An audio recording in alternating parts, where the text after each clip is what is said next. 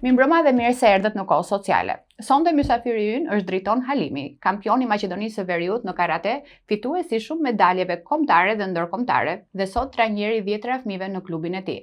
Mirë se erdhe në Kohë Sociale, Driton. Faleminderit për ftesën, Elda, kënaqësia ishte ime të jem sonte këtu me ju. Si filloi rrugtimi yt në karate dhe pse zgjodhe pikërisht këtë profesion? Si fëmijëri zakonisht kam pasur shumë dëshirë për sportet luftarake, kam ndjekur shumë nga afër sportet luftarake dhe kam pas një tërheqje të madhe nga pjesa e disiplinës, sfidat më kanë pëlqyer shumë dhe gjëja kryesore ishte sepse karatja kishte një disiplinë pak më të veçantë si sport dhe vendosa që ta zgjedhij sportin e karates. Më pas familja insistoi dhe më regjistroi në një klub të karates dhe prej asaj dite karateja ka qenë pjesë e jetës sime. Cili ka qenë personi që të ka ndikuar dhe ka insistuar, le të themi, të jesh pjesë e karates? Gjatë karrierës sportive, sportistët në veçantë kanë shumë probleme apo vështirësi, demotivime dhe shumë gjëra tjera që ndonjëherë edhe të detyrojnë që ta ndërpresësh sportin. Por padyshim personat që kanë qenë afër janë të pakët, kryesisht është familja dhe trajneri im i cili ka qenë krahu im gjithmonë që s'mund asnjëherë ta mohojmë ose ta harrojmë, ka qenë krahu im gjithmonë në çdo garë, në çdo stërvitje aty me mua, gati thuaj se çdo ditë nga 2 herë në ditë stërvitje kemi bërë dhe kur ke afër persona që të mbështesin në atë farë mënyre, padyshim që do kesh sukses dhe kjo ka dëshmuar puna jonë, ka dëshmuar sukses në të ardhmen. Ju edhe pse jeni shumë i ri në moshë, keni patur një karrierë shumë të gjatë. Cila ka qenë periudha më e vështirë gjatë gjithë karrierës tuaj? E ceka më parë, sportistët kanë periudha të vështira që zakonisht presin për krahje nga shumë persona, por ndonjëherë edhe nuk e marrin. Edhe unë po ashtu kam pasur periudha shkaku i jo rezultateve ndodhen, për shembull nga viti 2021 deri në vitin 2021 kam pasur një krizë pak më të thellë, domethënë krahas rezultateve nuk kam mund që të depërtoj edhe të arrij të kualifikohem në garat botërore, por padyshim me punë, me përkrahje, me motiv të dhënë nga trajneri, nga familja, kam kaluar atë periudhë shumë mirë dhe jam kthyer në formën e mëhershme ta quaj dhe kam arritur rezultate, kam arritur ti mund kundërshtarët në karate dhe të plasohem përsëri në garat ndërkombëtare. Na tregoni pak për testimin që keni patur më shumë, le të themi, jo si pasojë e rezultatit, por si presioni i asaj ndeshje. Çdo ndeshje ka presion të veçantë, sidomos ndeshjet në garat ndërkombëtare kanë një emocion pak më të veçantë dhe janë të gjitha të vështira, sepse atje nuk ka një sportist i dobët që ka arritur të garojë në atë nivel, sepse nuk mund të garosh në atë nivel të paraqitesh si klub ose të garosh, patjetër që të kalosh disa etapa, disa kualifikime dhe për të marrë pjesë në një garë ndërkombëtare. Dhe atë që dua ta them, atje nuk ka karateist të dobët dhe është me të vërtet një ndjesi e veçantë, një frikë ta quaj nga brenda, por megjithatë nuk e kam ndjerë shumë si frikë apo si emocion, jam munduar gjithmonë që ta kaloj shumë qetë, kam pasur gjithmonë vetbesim dhe kjo ndoshta më ka ndihmuar pak më shumë për të garuar në mënyrë më perfekte dhe për të korrë sukses. Ju keni fituar shumë medalje dhe tituj. Cilin do ma veçoje njërin nga të gjitha ato që keni fituar si më të veçantin dhe arsyen pse? Gjatë gjithë kësaj karriere, padyshim që ka pasur gara të ndryshme dhe për të veçuar ndonjërin është pak më e vështirë. Të gjitha e kanë peshën e vet, çdo medalje ka peshën e vet, sakrificën e vet, përgatitjen e vet, domethënë që për të arritur për ta fituar atë medalje, do të kisha thënë se medaljet vendore si kampioni i Maqedonisë dhe medaljet ndërkombëtare kanë pak më të veçantë ndjenjën, radhitja im në kampionatin botror në vendin e 7 ka një peshë të veçantë, domethënë, që ka qenë motivi im i gjatë gjithë jetës. Garat ndërkombëtare, çfarë le të themi mëson dikush që garon me vendet që e kanë traditë verse karaten? është e vërtet, domethënë, në garat ndërkombëtare kur ballafaqohemi me shtete që e kanë traditë sportin e karates, siç janë pjesa e Japonisë, Kazakistani, këto vendet këndej e kanë pak më të Irani, e kanë pak më të më të zhvilluar sportin e karates viteve fundit, domethënë, zakonisht kampionat dalin nga ajo pjesë që e mbajnë ritmin, domethënë, në nivel botëror. Por është e vështirë, padyshim që të ballafaqohesh me ato, por edhe ne si shtet nuk jemi keq, domethënë Maqedonia, në veçanti po flas si shqiptar në këtë moment, edhe Kosova dhe Shqipëria jemi kemi kualitet, domethënë, dhe mund të ballafaqohemi me ata, biles kemi korë edhe sukses në shumicën e rasteve. Sa mbështetje keni marrë nga shteti dhe a ka qenë ajo në proporcion me rezultatin që ju keni patur? Mund të them se asnjëherë nuk është e mjaftueshme mbështetja për sportin, mungon ende mbështetja për sportin, për kulturën, për artin, padyshim që mungon shumë dhe asnjëherë nuk është e bollshme, domethënë duhet ende. Unë personalisht nuk është se kam pasur ndonjë mbështetje të madhe institucionale, gjithmonë jam munduar që t'i mbuloj vetë harxhimet edhe në garat ndërkombëtare me ndihmën e familjes dhe trajnerit tim padyshim. Por këtu duhet që në të ardhmen të ketë persona adekuat në për pozitat që udhëheqin, në veçantë në sport, dhe të rregullohen disa çështje që të jenë më afatgjatë. Sporti ka disa probleme në vendin tonë për të rregulluar edhe me ligj, domethënë, që në të ardhmen sportistët mos kenë probleme. Gjëja kryesore është sepse në vendin tonë sportisti mbështetet pasi të arrijë sukses.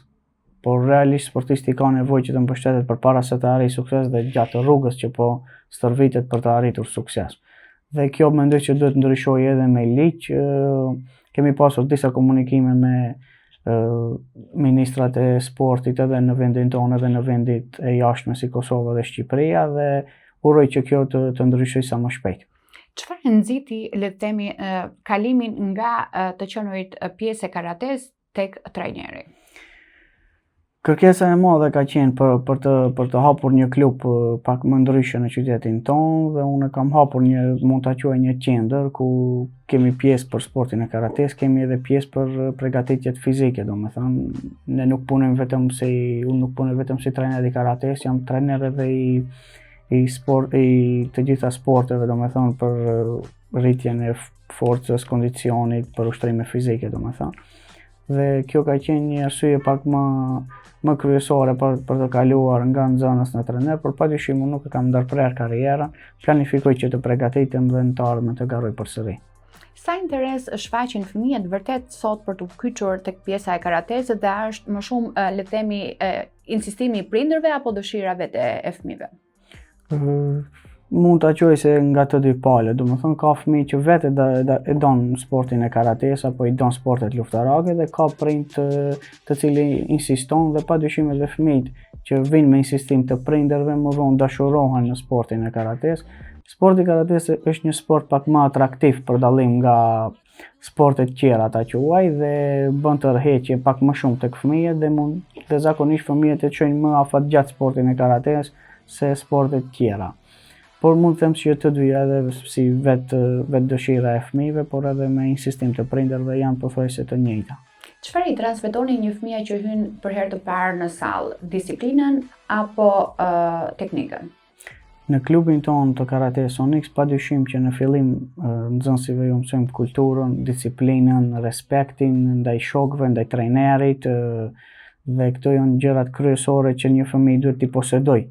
Në klubin tonë, kam si parim disiplinën, padyshim që fëmijët duhet të kenë disiplinë edhe pse ata janë në moshë të vogël, por disiplina fitohet që në moshë të vogël dhe mundohem që të punojmë me ata të qëndrojnë vetë, të ushtrojnë, të stërviten. Jam i gatshëm aty gjithmonë si trajner që t'jem afër atyre, por gjërat kryesore janë këto: disiplina, respekti, kultura, këto janë gjërat më themelore në klubin tonë. Çfarë ndryshimi shikoni konkretisht tek fëmijët që ndjekin këtë sport rregullisht, qoftë ajo në sjellje, në shkollë apo edhe në karakter? Sporti karates ndikon shumë edhe në jetën e përditshme, domethënë. sportistët që ushtrojnë sportin e karates kanë ndikim edhe në jetën e përditshme, sepse siç e them më parë, disiplina, respekti dhe kultura që e fitojnë në sportin e karates ndikon edhe në jetën e përditshme. Unë vetë kam ushtruar në një klub të suksesshëm, domethënë me një trajner të suksesshëm i cili na ka mësuar disiplinën, respektin, kulturën dhe shumë gjëra tjera, edhe padyshim mundohem që po të njëjtat t'i trashëgoj edhe unë në klubin tim tek nxënësit e mi. Kjo ndikon ekstremisht shumë mund ta quaj, prandaj do kisha dashur që sa më shumë fëmijë të merren me sportin e karates, por edhe me sporte tjera që të jenë të suksesshëm edhe në jetë, jo vetëm në sport. Klubet e karates kryesisht funksionojnë me burime private. Sa e rëndësishme është mbështetja e shtetit dhe çfarë mungon tekstualisht tek këto klube? Ana financiare nga shteti për të patur le të themi një zgjerim apo edhe kushte edhe më të mira për fëmijët? Unë si klub i ri, momentalisht nuk kam pasur përkrahje, domethënë ka një vit që kam hapur klubin, një vit e gjysmë dhe nuk kam kërkuar përkrahje, domethënë, por në veçanti klubet e reja meritojnë përkrahje më të madhe, sepse janë në fillim dhe ne funksionojmë në mënyrë private, domethënë nuk kemi pasur përkrahje nga institucionet qoftë lokale, por edhe ato qendrore. Shpresojnë që në të ardhmen të ndryshojnë këto gjëra dhe të ketë përkrahje për çdo klub, padyshim të ndahet në mënyrë të drejtë çdo mjet për çdo klub, domethënë sipas meritave. Çfarë ju thoni atyre prindërve që hezitojnë të sjellin fëmijët në klubin e karates? Jo vetëm në klubin e karates, unë gjithmonë ju them prindërve që mos i lënë fëmijët pa sport, qoftë karate, qoftë ndonjë sport tjetër, padyshim që fëmia ka nevojë të merret me sport, ka nevojë të shoqërohet, të krijojë një shoqëri të shëndosh dhe shoqërinë e shëndosh ta mundson sporti, domethënë në sport gjithmonë ka fëmijë të shëndosh, fëmijë që mendojnë pak më ndryshe nga ata që nuk janë në sport, domethënë dhe gjithmonë ju bëj apel miqve, shokëve që fëmijët ti dërgojnë sa më shumë në sporte. Ku e shihni klubin dhe karaten pas 5 viteve? Në mënyrën që funksionojmë ne, domethënë, ne punojmë në mënyrë shumë profesionale dhe pse ata janë shumë të ri, domethënë, ne mundohemi që të punojmë në mënyrë më profesionale, përveç aspektit teknik në klubin tonë, ne përgatisim sportistët, domethënë edhe në aspektin fizik. Grupi i dytë, domethënë grupi garues në klubin tonë, përgatitet edhe në mënyrë profesionale me trajner profesional për përgatitje fizike, domethënë. Dhe padyshim se çdo sportist ka nevojë për përgatitje fizike, që të jetë më i qëndrueshëm në gara dhe më i shpejt të kompletohet si sportist. Dhe këtë e mundsojmë ne në klubin tonë dhe padyshim ndoshta ne jemi fillimi, kryesisht kemi arritur rezultate, por në të ardhmen pretendoj dhe besoj shumë tek nxënësit, sepse me të vërtetë edhe ata janë shumë punëtor, janë shumë të disiplinuar dhe pres rezultate shumë të mëdha prej tyre, qoftë brenda vendit, jashtë vendit, pres rezultat mjaft. Unë falenderoj shumë për këtë intervistë dhe për gjithë kontributin që jep për brezat e rinj dhe ju uroj shumë suksese. Faleminderit shumë, gjithashtu edhe unë ju uroj shumë suksese. Ju falenderoj edhe juve shikues që na ndoqët bashkë do shqipimit të martën që vjen, natën e mirë.